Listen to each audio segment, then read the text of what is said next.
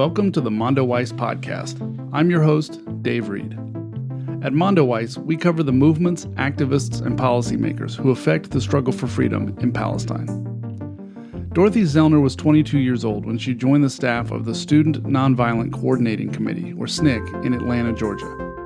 She recruited student volunteers for the Freedom Summer Project in 1964 and helped design the logo for the Black Panthers in 1966. Dorothy has been active in feminist movements and the Palestine Solidarity Movement for many years. Phil Weiss, founder and senior editor of Mondoweiss, spoke to Dorothy recently. This wide-ranging conversation covers the threat of fascist movements here in the United States, the importance of organizing for Palestinian liberation within Jewish communities, and the backlash that Jews can face in their own families for criticizing Israel.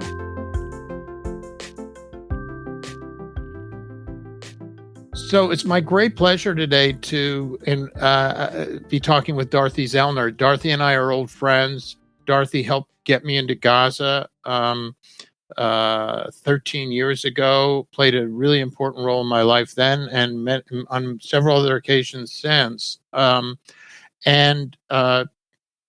is a longtime activist. She lives in New York City. Her activist life began, as far as I know, with her involvement in the Student Nonviolent Coordinating Committee in the 1960s, the great radical movement that helped liberate the South, or somewhat anyway. But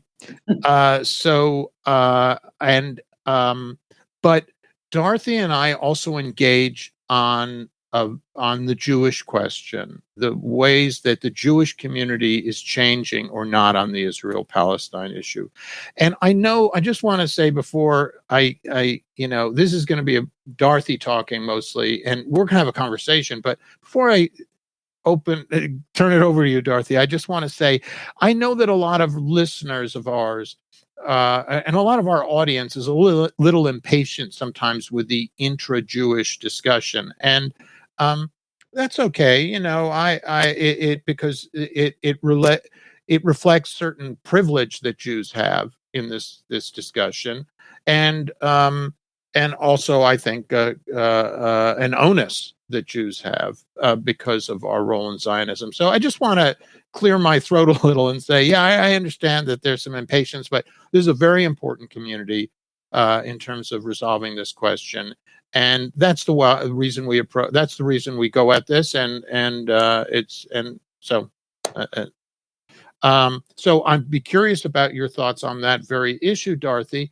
But I want to start this out by asking you what often when I talk to you, you say we're winning, and when you say we, what you mean is the Palestinian solidarity community inside the United States is gaining traction in the U.S. discourse and in Jewish politics and in American politics. And so from time to time, when I see you, I say, are we still winning? So are we still winning? Well, I know I've said that repeatedly to everybody within earshot. Looking at things globally, I would say that is true. But we are also in the moment of possible fascism in the United States. Mm-hmm. So I don't know how to square that, really, because if we don't fight back fascism here, then whatever we do about Israel will be moot. Mm-hmm. And I don't know exactly what role Israel will play, in the government. I got an email today from one of my comrades from the years and years ago, and I wrote to her. I said, the fascists are at the gate. And she wrote back and she said, yes, and they have the key. So everything I say is within that context. I think we're at a moment of extreme danger. Oh, could I just interrupt and ask you a question? We're both old people. I mean, I don't mean that in a negative way. We're in our 60s, 70s, whatever, 80s. So we go way back. You go back a little further than I do. Have you felt that way about fascism before in your life? No. And I go way, way back. I go back Okay. before SNCC. I'm a red diaper baby. I don't know if your listeners know what that is. It's a child of either communists or leftists close to communists. Mm-hmm. And we were organizing against the House Un-American Activities Committee when I was a teenager. Mm-hmm.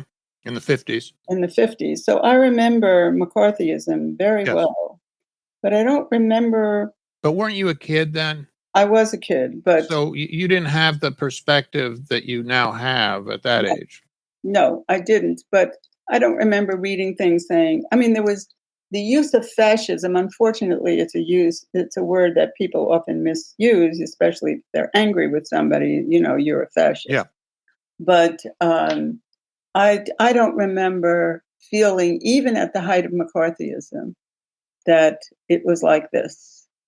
And I think the difference is weapons and AK-47s and AR-10s, because most people don't realize that communists did go to jail in the 50s. They went to jail under the Smith Act, which made it a crime to conspire to teach and advocate the overthrow of the government. And none of these people who went to jail for 3 and 5 years ever had a pistol, a gun, a bullet. They were never charged with having arms. They were never charged with actually being on the brink of some armed attack against the government. And they went away for years. Now we have people who actually have done this, mm-hmm. and who are actually armed to the teeth, not just with one weapon, but they say with up to 30 weapons, each individual. And we have more guns in the country than people. Mm-hmm. And we have these groups that formerly didn't know each other and weren't organized, and therefore I tended to poo-poo them, but now they are getting organized and they're getting in touch with each other, and they may understand that in order to do this, they may have to have a meeting. So to me, and then of course we have the entire Republican Party that has gone far left. So we have all the conditions. We have an authoritarian leader. He happens to be an idiot, but he's still able to, marshal the loyalty of 50 or 60 million people. And we have an armed wing, and we have corporate, the corporate sector hasn't done really anything about this. So these are the conditions for fascism. These are the very conditions. So, but I should say that I'm much more hopeful than you are about this trend. And so, and I want to talk to you about it, but I also want how do you feel when someone like me, and I assume there are many like me who you've had discussions with, who say, well, you just talked about 50 or 60 million supporters that Trump has. He had 75 million or whatever, how many million votes in 2020. I think his support is going like this. Now, it's not going like this. It's not going in a steep decline, but it's in a decline. Mm-hmm. And 50 or 60 is a lot less than 70. And I think that vote is going down. I'm hoping that's correct. I mean, I don't know. I mean, I never. Right, but you're making predictions and I'm making predictions. Yeah, well, I'm saying that there's a danger. But I also, the other half of it is that we also have 50 million people, and we can fight. We can beat them. Mm-hmm. I agree with you. What we need to beat them, though, is a united front. We need everybody together, mm-hmm. and I'm not seeing that. I'm talking to people about it, but I'm not seeing that. When that happens, then I know we can beat them. I know it. Mm-hmm. But we have to organize. We can't just sit around waiting. And how much of what you're discussing is electoral politics? It has to be electoral politics and everything else. And everything else. It has to be on the street. It's going to require things from people that they're not used to doing. For example, like me, I was with our mutual friend, Dinky Romilly, and that's on February 6th. And we both marveled at the many hours that the that people were paralyzed in Washington and didn't know what to do and who to call, and it was probably on both sides that it was paralyzed. And we both said they should make an announcement for the community to come and protect them. And I would have gone down there. I would have gone to protect on January 6th, the Capitol. Yeah. And I think what we're heading into is a similar thing, only what may not be the Capitol, it'd be the State House in Michigan, where they've already tried to kidnap the governor and already have appeared with AK-47. I mean, it may mean that civil society has to protect these institutions with their own bodies. And other tactics that are tried and true, general strikes, you don't work, you don't forget it. You stay in your house, you're not working, you're not doing anything. Are you at all pleased by the discourse on this and how it's changed since January 6th of 2020? January 6th of 2020 was 21, excuse me, was a year and a half ago. Are you at all pleased that the discourse seems to have improved a lot on this question, and that the hearings this summer have awakened a lot of people, including independents, to the real dangers of that movement?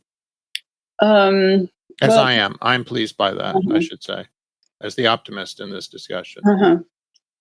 Well, it seems to me it's taking a very long time. And I'm not seeing the growth of what is going to be necessary, which is this united front. I'm not seeing that. And I don't think people just sitting at home saying, oh my God, these people, look at what they did, and now we have the proof, and now we have the proof. At some point, it has to be translated into something else. But Phil, I didn't mean to start out with this and drag you away from your.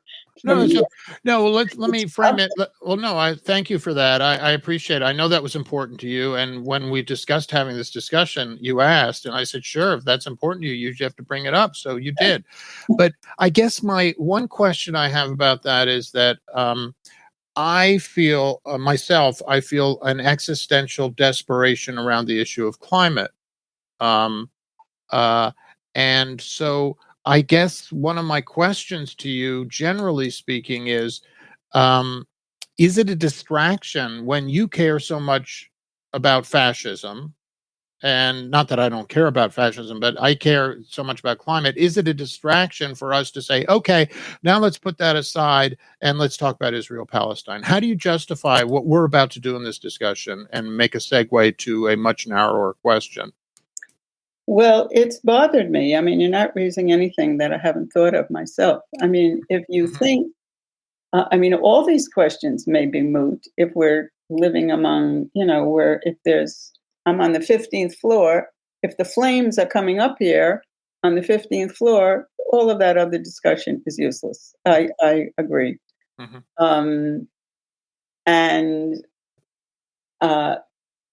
I don't know what to say about it. I mean, it very well may take precedence over everything. I have actually thought about that. I don't know what to say. Okay. So, but a couple more questions before we go to the Israel-Palestine question. Have you seen an effective, I've been on the left or on the margin of the left all my life. I'm not, as you know, I'm just not as ideological a person or political a person as other. I'm more of, I do come out of this kind of journalistic and kind of open-eyed, sometimes to the point of stupidity, observing role. But I guess, so I've heard this term, United Front, a lot from people on the left. Have you ever seen a United Front in the United States in the course of your organizing for many decades? Well, I think I've seen an informal United Front, which probably occurred in the 60s around civil rights. Interesting. But, and after all, then we really did get through to the American people. And we won over the press. We won over the churches. We won over the synagogues. We certainly won over the labor unions. Wow. Everybody. It's inspiring to hear you say that. Oh, well, yes, it was a colossal movement. Phil, I give talks all the time to young people, and I ask them, how many of them in their textbook ever had more than 3 pages about the civil rights movement? And nobody raises their hand. Mm-hmm. Mm-hmm. So this is taught as not an aberration, but a kind of nice thing that happened. Yes. Actually, it was not so much a nice thing. It was one of the 3 or 4 great mass movements in U.S. history. Wow. And millions of people were involved. But it wasn't the United Front. It wasn't an organized United Front. I mean, it wasn't, yes, with a pyramid and a piece of paper. Got it. Yeah. I understand you. Yeah. But I would call that a United Front. But to drill down on that, and again, I think this will segue into what we're talking about subsequently. But I'm curious, when you speak of that, I wasn't aware I had knowledge. I mean, I was a kid. I was, certainly a participant and part of that movement myself, but not that aware. I guess when you speak of all those sectors that were joined, how does that compare with the more recent experience that so many of us are aware of, that that happens, say, around gay marriage, or that where there does appear to be or even in the abortion debate now, people will say 70% of the country is for this. And so I'm curious about those paradigms, which I'm very familiar with. Was it 70% of the country that you're talking about that was for the, help me understand what that was like to be in that movement then? Well, I don't actually remember anybody taking a poll. I don't remember if they used poll numbers the way they do now. But there was a tremendous shift going on. I mean, all of a sudden there were actually movies where there were Black people in the movies. I mean, there was television where Black people were on television. And that had not been the case before then. Oh, absolutely not. Okay. And there was a kind of mental shift that you saw everywhere. Somewhat different from today, but on the ground, the actual effect of the Voting Rights Act of '65, which I think SNCC takes a great deal of, should take a great deal of credit for that. The Voting Rights Act actually went to the structural changes, and the Democratic Party was changed forever in 1964, and the Voting Rights Act actually allowed people to vote with a very strict monitor, which the Supreme Court has dispensed with. So that was not only in people's minds, that was in visually, and that's in Mississippi. I think they say that Mississippi has more local Black officials than any other state in the country. Wow. And that was from a time when only 6% of the Black people were registered. When we went down, 6%. Wow. Of the eligible voters were registered, and people were killed. And I assume most people know this. Okay. People died, for that right to vote.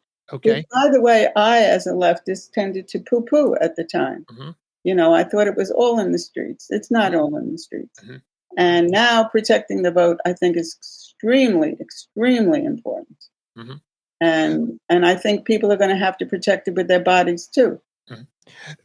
How would you respond to a young person who does not have our frame of reference or your frame of reference, and who says, and who has that 3 pages in their textbook about something that was nice that happened 60 years ago, who says to you, well, Black people in this country were oppressed, have been oppressed through the incarceration system and through police violence up until the George Floyd moment, has been an important moment in a liberation struggle that we are now engaged in, and that and Dorothy, before George Floyd, you looked on television and Black people were not represented in many sectors of our culture. And the Oscars were all white. And the George Floyd moment has catalyzed real changes in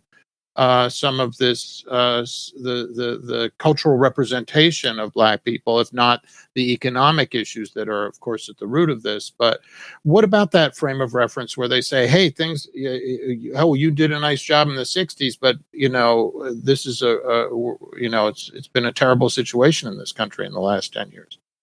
Well, it's been a terrible situation in this country since 1619. Mm-hmm. Okay.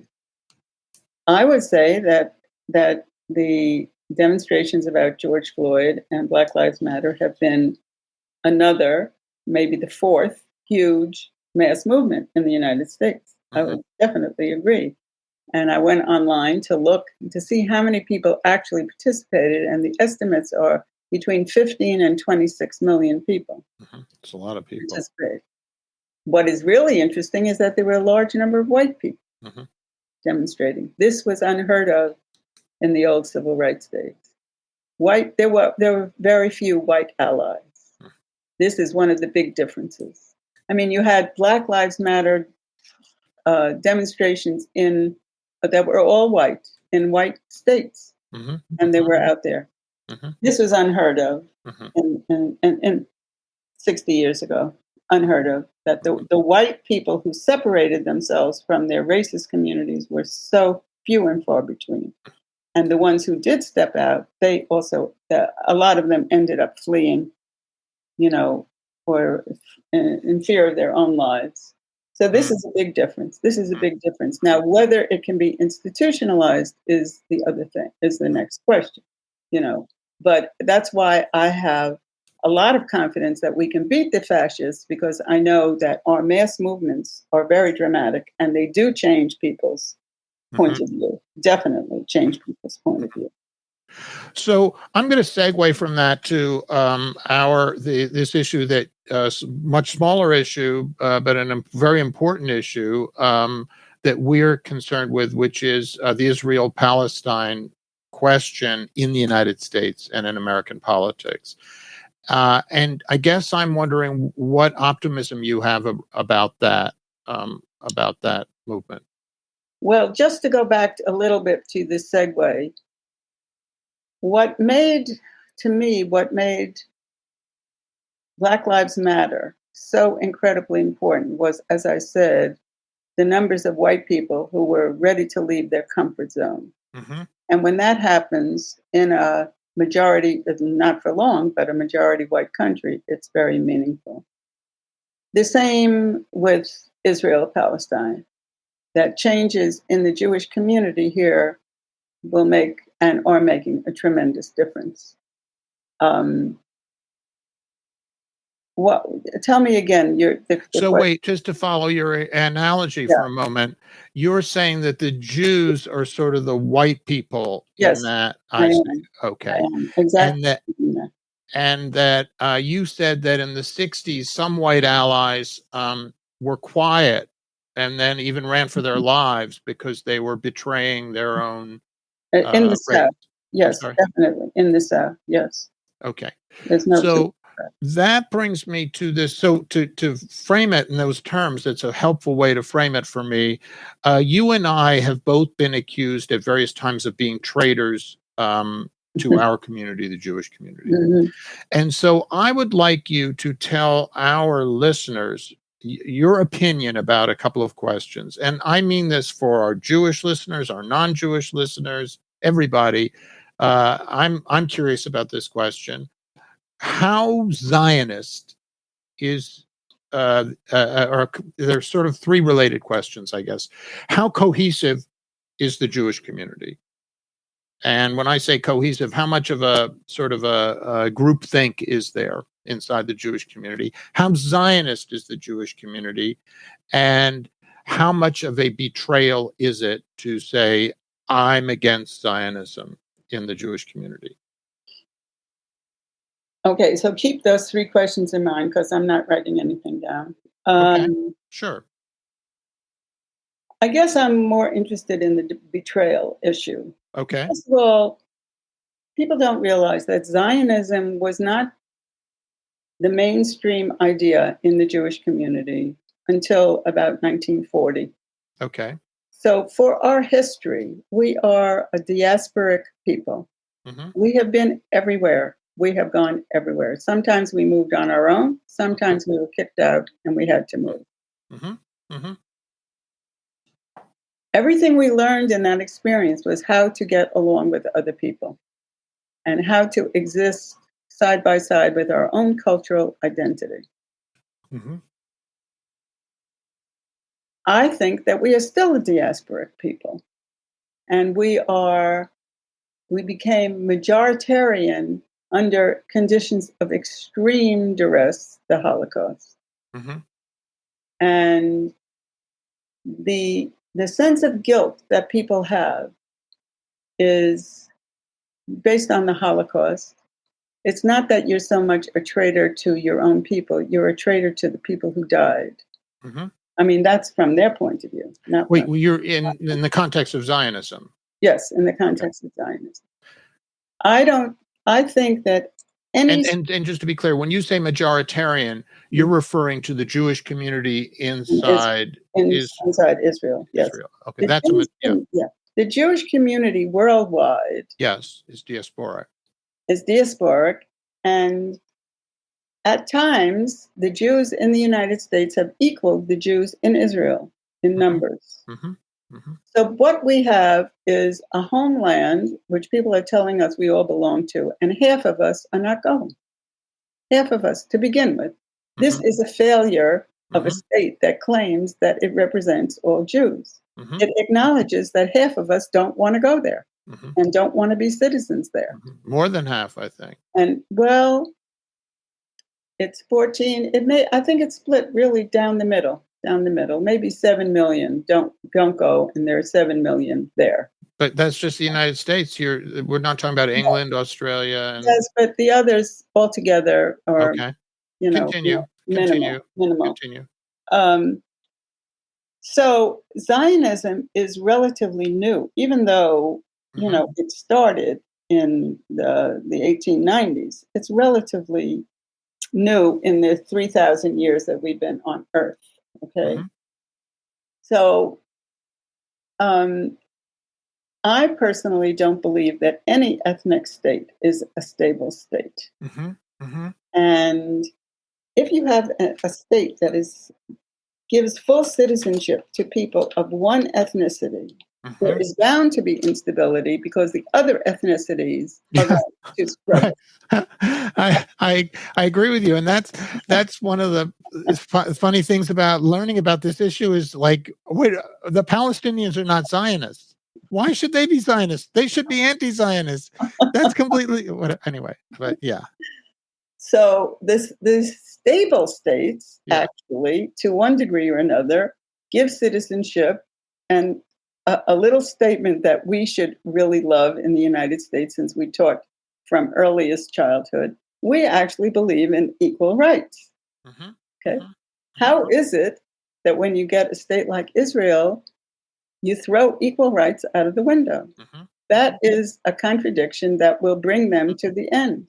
I mean, I actually think that no matter what we do, sooner or later, that is a state that is unstable. I agree with you. Because, it's either equal rights for everyone, or it is a privileged state where people will fight and struggle forever. And if you read any kind of history, no matter who the historian is, people struggle. Yes, as they have been struggling in Palestine for over 70. Yes, and they're going to keep on struggling. They will keep struggling. No matter what is thrown at them. So what I learned basically in the civil rights movement is, if you want to be an ally of an oppressed group, your role is not organizing the oppressed group. They know how to organize themselves. Your job is to organize in the oppressor group. That's where you can move freely, and that's where you can talk to people. So that's why I chose to become an activist on this subject. Because SNCC, it was my training in SNCC that SNCC asked the white people to organize in the white community. And what was my community by birth? It was being a Jew. Now, I'm not religious, but I consider myself very identified as a Jew and as a cultural Jew. So that's why it became primary for me, that if I could advance the world movement towards equal rights, this is where I should do it. Now, I'd like you to talk more about your family. Yeah, I know. I had an unusual family situation because my parents did not object to what I was saying, and they supported what I was doing. But many parents of other white people were miserable to the point where they even intervened physically and flew south and tried to drag their children out, by the elbows.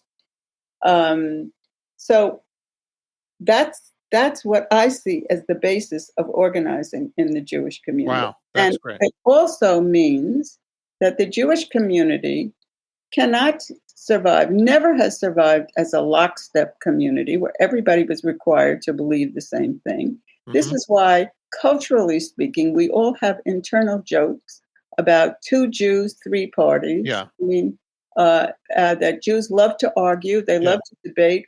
Even if you're not a Hasidic person, that people spend hours every day. They're thrilled to debate. But somehow it's a total shutdown when it comes to this. So I want to get right back to that point, but I just want to bring up one public service announcement, which is that, apropos of activism, that yesterday Halil Awada, a Palestinian hunger striker, ended his hunger strike after 182 days. After photographs went around the world of this man as a skeleton who went from 190 pounds to 80 pounds. The bravery of that man, who was in administrative detention without charges under Israel's control, the bravery of that man should be inspiring to activists around the world. This is, I assume, a humble person who was not highly educated. I don't know. 4 children.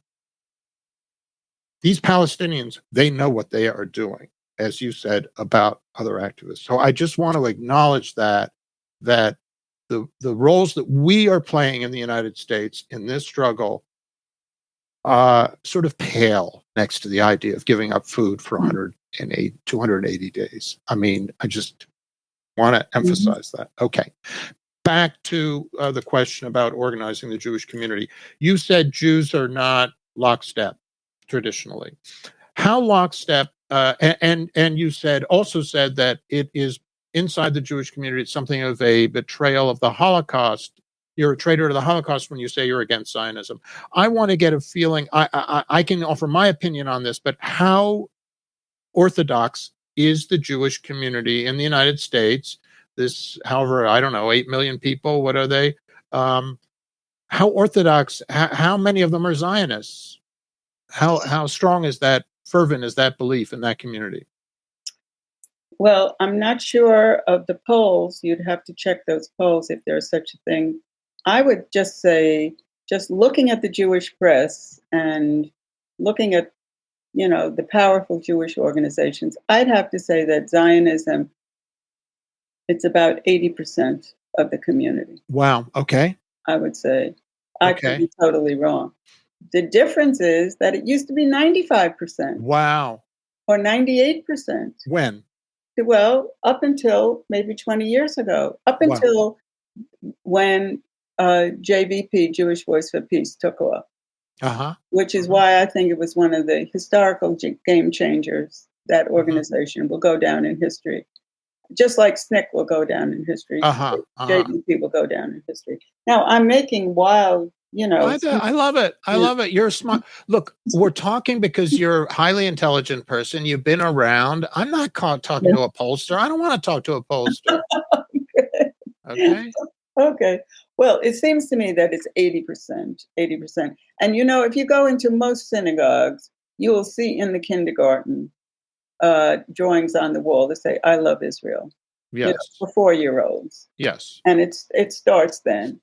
And in one of the organizations that I'm in, Jews Say No, we made tremendous attempts to get into synagogues to have debates. And what happened? Very little success. And not only very little success, I mean, outright misbehavior on the part of some rabbis who would accept a check, to rent a room, to have a discussion or a presentation, and then the night before tell that we couldn't come.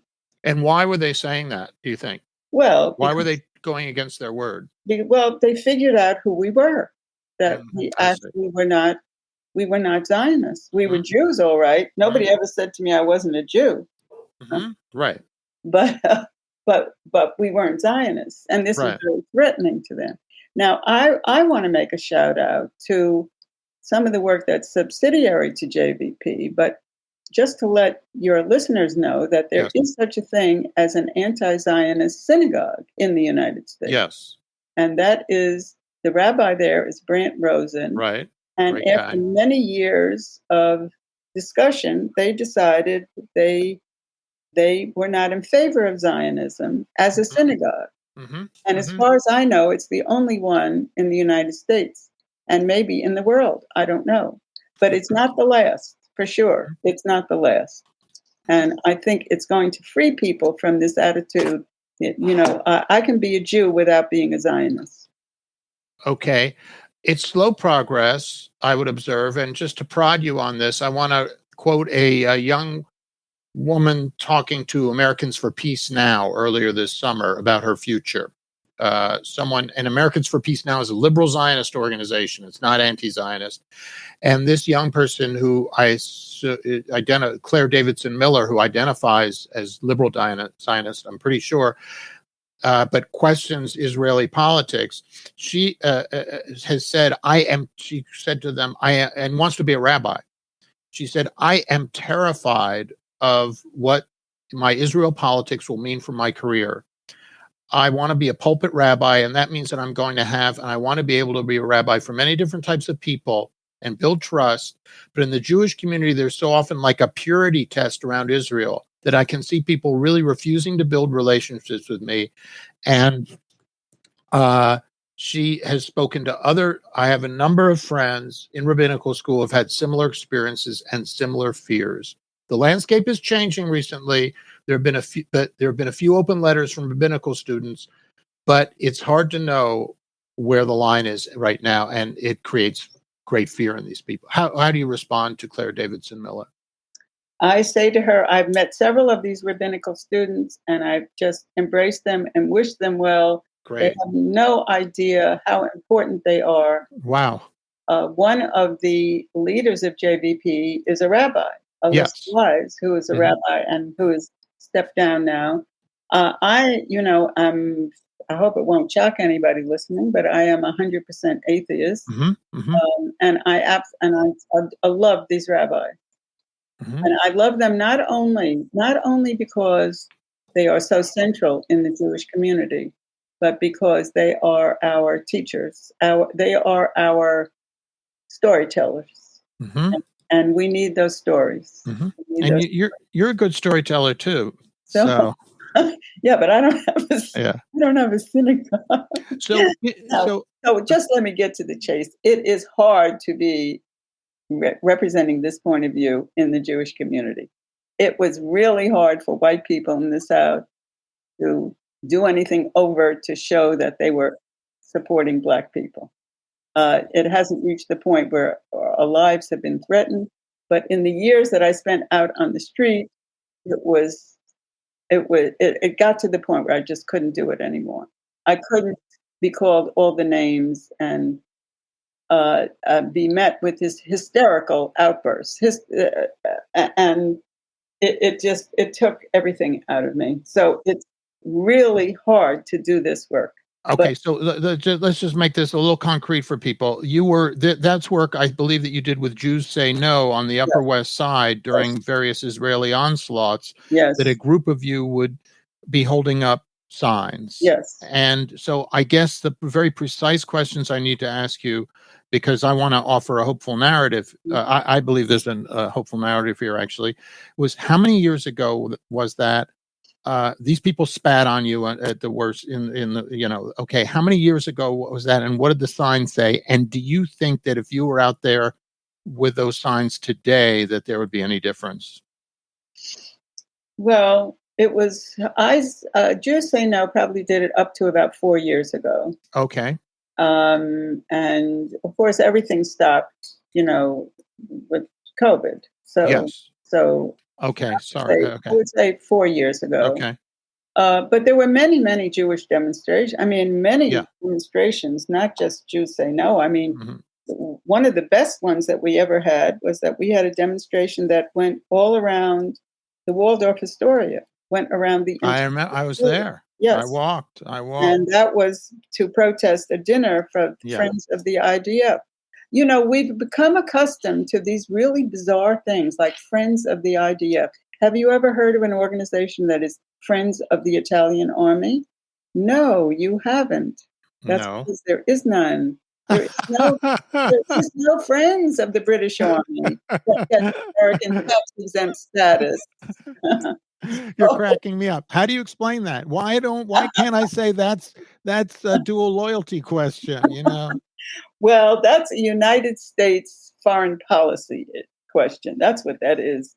Because everyone thinks that Israel is the dog that is the dog, and that the United States is the tail. But I say no. I say Israel is the tail. And it's the United States wants Israel to be in its camp. And so it's willing to do almost anything.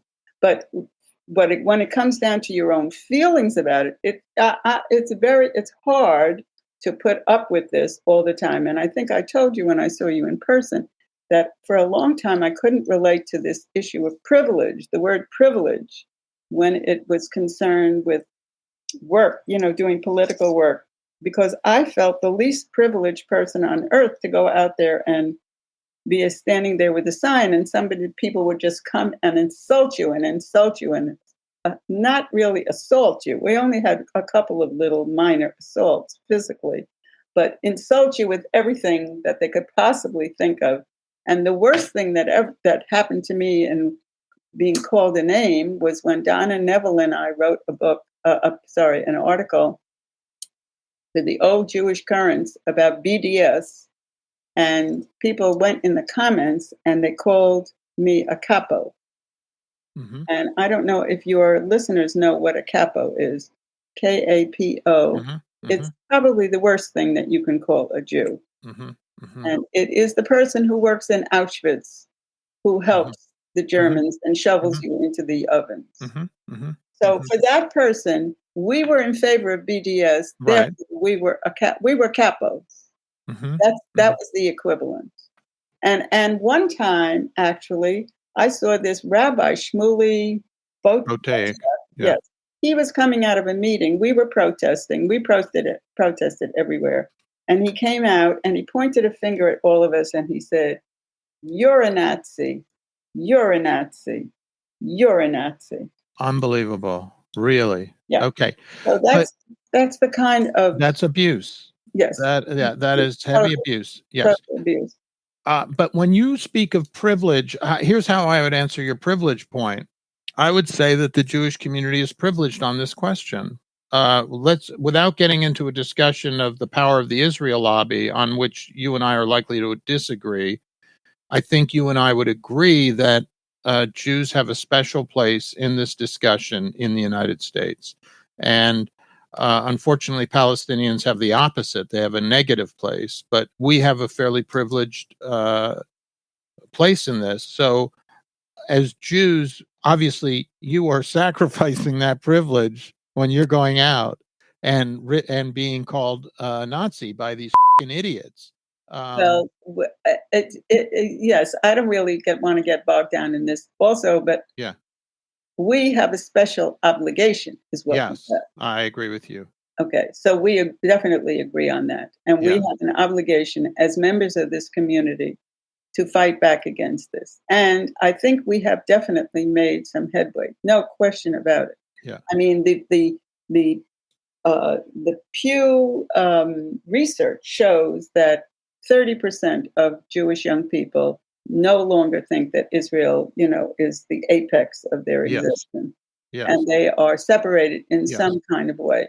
So that is a tremendous loss that to the established Jewish community. It can't even be overstated. 30% I agree with you. of the people that they are counting on. So things are definitely Yes. changing. Yeah. The Palestinian voice in the past, I would say in the past 10 years, has increased dramatically. I agree with you. I agree with you. And now it hasn't really penetrated mainstream, your favorite Bette Moore, the New York Times. Yeah. It hasn't penetrated them yet. And if there were time, I'd tell you a funny story about the New York Times. But it's bound to sooner or later. Yes. Sooner or later. So when I said privilege, I meant it in an ironic way. Okay. Okay. That here we were beaten up verbally. Yes. I take but your we point. had I privilege. take your point. So So and the other thing, could I just say, Yeah. definitely, let's say as a Jew that I would have privilege. Mm-hmm. As a white person, I have privilege. Yes. I mean, my brother is never going to be shot in the back in the United States. Mm-hmm. So there's no point in trying to deny it. Yes. We need to use it. Yes. Use it for the common good. I'm with you. And that's what we'll be remembered for. Great. I love it, Dorothy. And you say that on the basis of a lot of experience. So I want to shift the focus slightly because we're winding up. And I had when I saw you recently, I'm going to try to capture what was very meaningful about our encounter the last time I saw you. And that was that I told you about various comments that had been made to me by family members over the years. And my family, just to be clear, it was never a Zionist family. It's an eccentric academic Jewish family that very unaffiliated in the Jewish communal life. We didn't go to synagogue, that kind of thing. Nonetheless, we were part of a broader, very Jewish cultural community. Most of my parents' friends were Jewish, and their closest friends moved to Israel in 1968.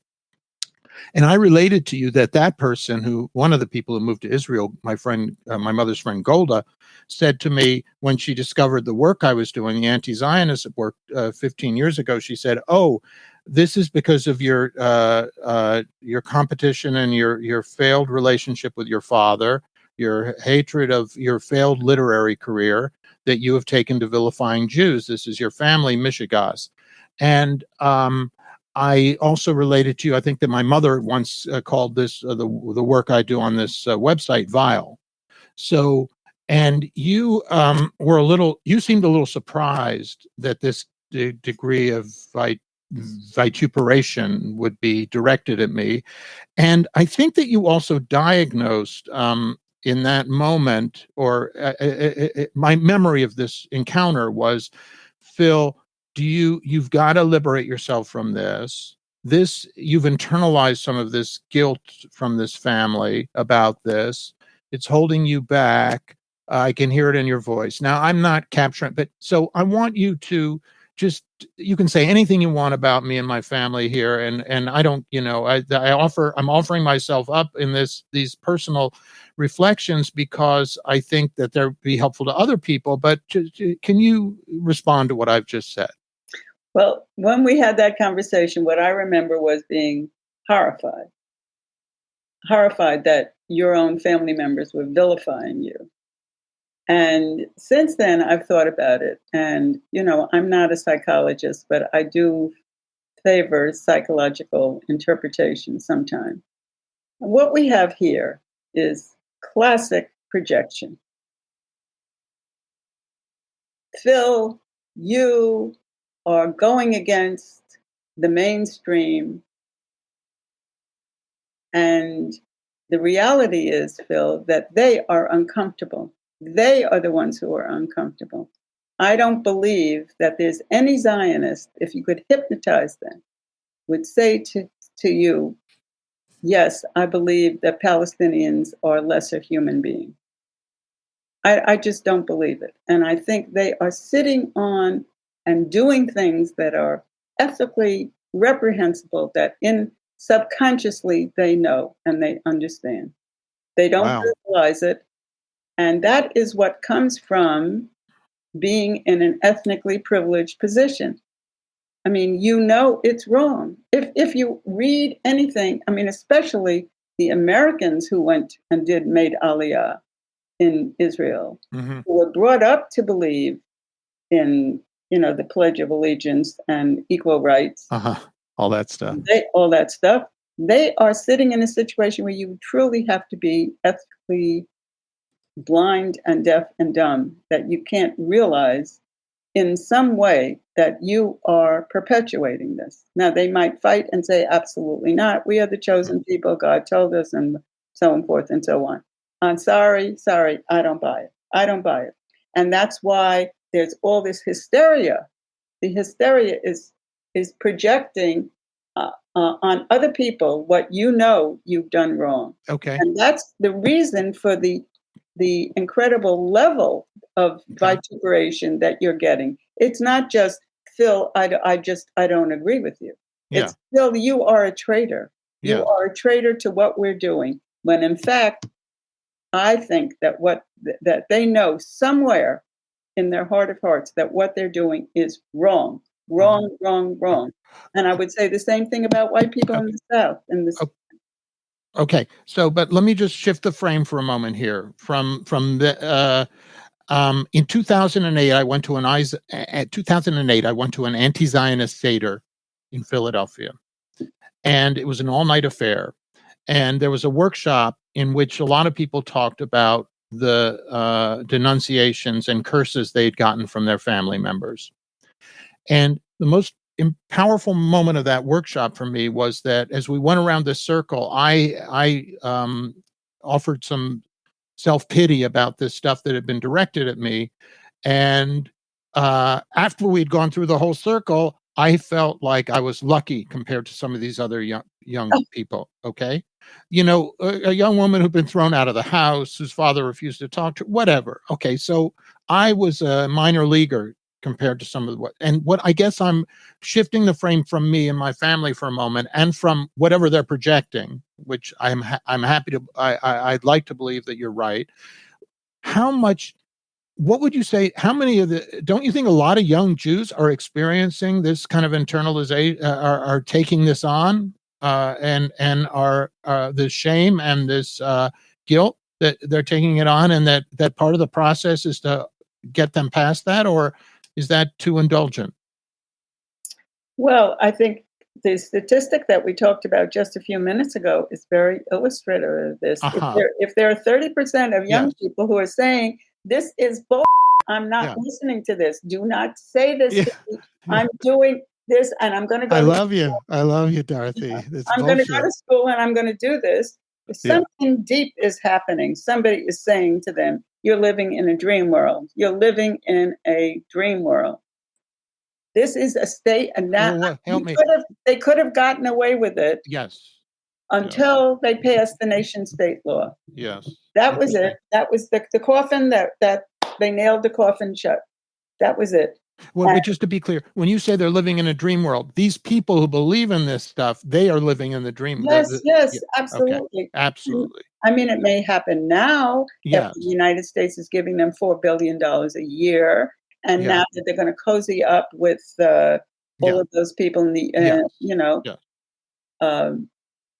they may feel on the top of the world. That's what I'm saying. I am convinced, I don't know whether you and I will see it, but this is not a stable state. There will be one state in Israel. Okay. One state. It will have a different name. It will be from the river to the sea, and everyone will have equal rights. Oh my God. Oh God, I'm breaking up. This is so beautiful. I mean, It's beautiful what you're saying. One last question, because I like to end these discussions under an hour. It's fairer to our listeners. Why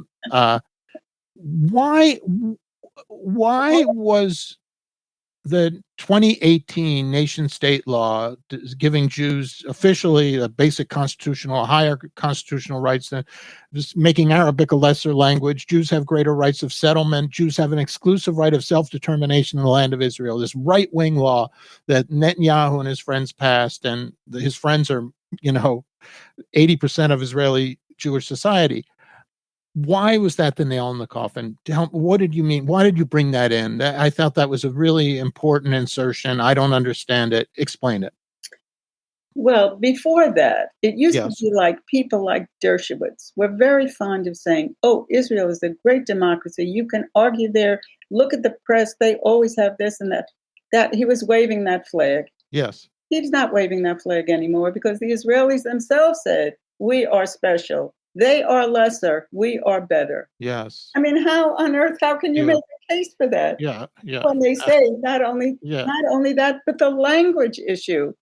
Yeah. And not only that, finally, there is such a thing as the Israeli Declaration of Independence, which is what Ben-Gurion read on the day that Israel was declared a state. And it isn't a Declaration of Independence like ours, but it's the closest thing. And inside that declaration, it says, comma, and the rights of other people will not be infringed. So they, in fact, have obviated their own Declaration of Independence to the extent where I believe it was, I can't remember his name now, an Israeli prominent musician who got an award, and they gave him time to speak. This is all on YouTube. And he chose just to read the Israeli Declaration of Independence. I didn't know about that. And the Minister of Education stormed off the stage. How dare he read that? Wow. Because in it, it said that other people had rights. So you have a country that this is corrupt. This is corrupt. This cannot last forever. It will not last forever. Never. And the other thing is that there are some Israelis, they're very, very few, who are also starting to talk about one state. And there are people don't realize that there are actually Jewish Israelis who every single day are talking about the Nakba in organizations like Zochrot and other organizations. Yeah. And I mean, it's a structure that is on a rotten base. The base is going to collapse. It has to collapse. Yes. So, and I think people are finally. I'm so sorry that you took that abuse. It drives me crazy. Every time I love you said that. I'm ready to come and throttle your aunt. Oh, you're great. Whoever said it to you. Last point here. Thank you. Last point, Dorothy. You have had many chapters in your road as an activist. You've had some surprises in that road.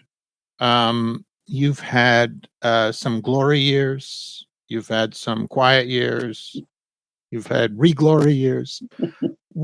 How do you feel about the possible? And I've seen you when you were on that tour, that great Hillel tour, that open Hillel tour a few years ago. You were trying to.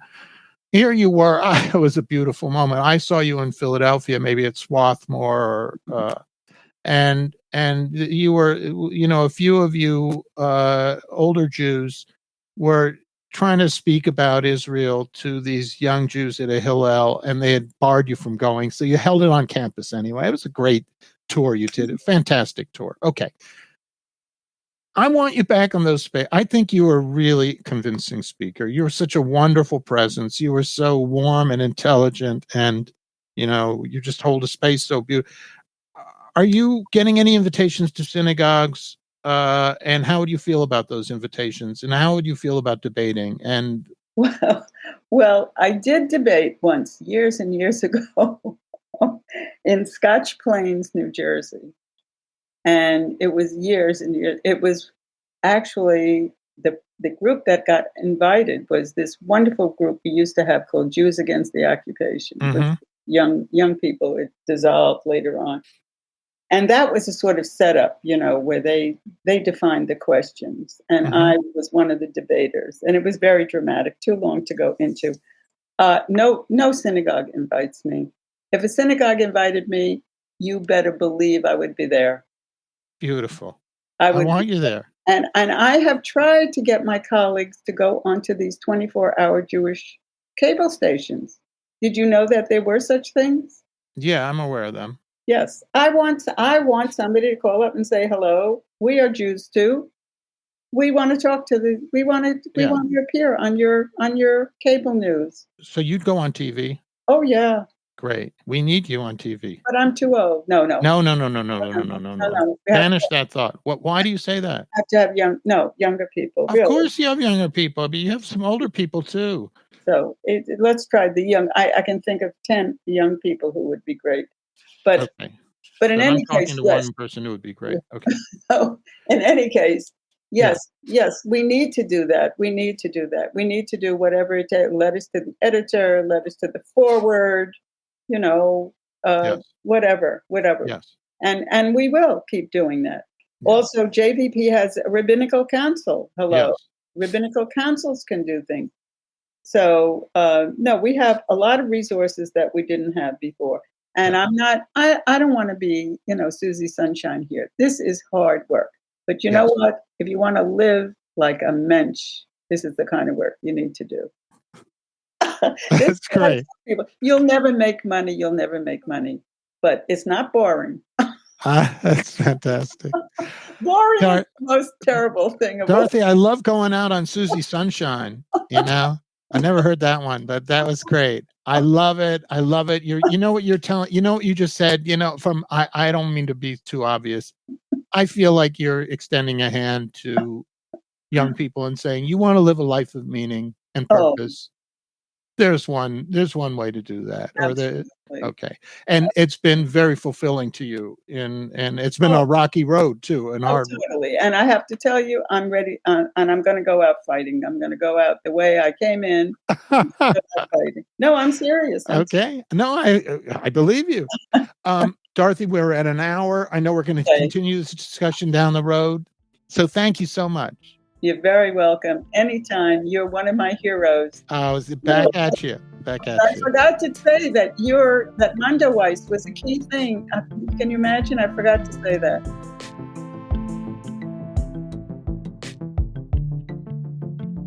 Thanks for listening to our show.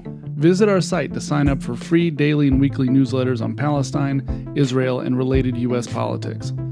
If you're enjoying our podcast, please consider becoming a donor by visiting mondoweiss.net/donate. Mondoweiss is a nonprofit publication, and every donation of any amount helps sustain our work. Don't forget to subscribe to this podcast wherever you listen, and please leave a rating and review to help other listeners find our show.